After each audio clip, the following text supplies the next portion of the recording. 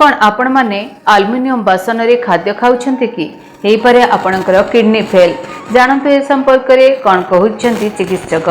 नमस्कार, शुभ सकाळर आपण समस्तंकु अनेक अनेक शुभेच्छा एवं शुभ अभिनंदन मध्य।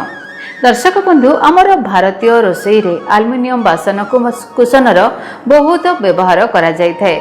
यह हल्का, सस्ता एवं सहजरे गरम भी हो जाए। एथिपाई अनेक लोक प्रायतः प्रश्न करते जे आल्युमिनियम बासन रे खाइबा स्वास्थ्य पक्षे क्षतिकारक ना भल अटे। तार आसंत जानि नबा से संपर्क रे।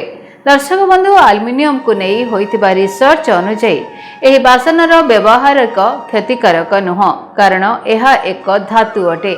मात्र सठिक बासन न मिलिबा स्वास्थ्य पक्षे क्षतिकारक, कारण एही बासनर भूल व्यवहार करिबा अनुचित अटे। किछि जिनिस प्रति आमको निहाती भाबरे दृष्टि देबार आवश्यकता रहिछि। रोषेई करिबा समय किछि मात्रा रे आल्युमिनियम रो किछि मात्रा खाद्य रे मिसा जाई थाए। विशेष करी खट्टा जिनिस जेपरि कि टमाटो, लेंबू, कोइया व्यवहार करिबा समय यह करा जाई थाए।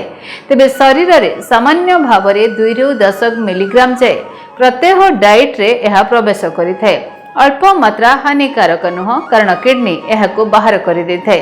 मात्र अधिक मात्रा यह दीर्घ समय धरी ताहाकू सेवन कले मस्तिष्क, हाड़ एवं किडनी उपरे यार खराब प्रभाव पड़ी थाए। अधिक मात्रा रे आल्युमिनियम भोजन माध्यम शरीर रे प्रवेश कले गंभीर स्नायुजनित रोग मध्य होई थाए। किडनी मध्य खराब होई पारे। केवल एतिकी नुह, हृदरोग सहित अन्य अंगरे मध्य यह खराब प्रभाव पकाई पारे। एणु आल्युमिनियम बासन कुसनर व्यवहार को आपण माने सीमित करंतु।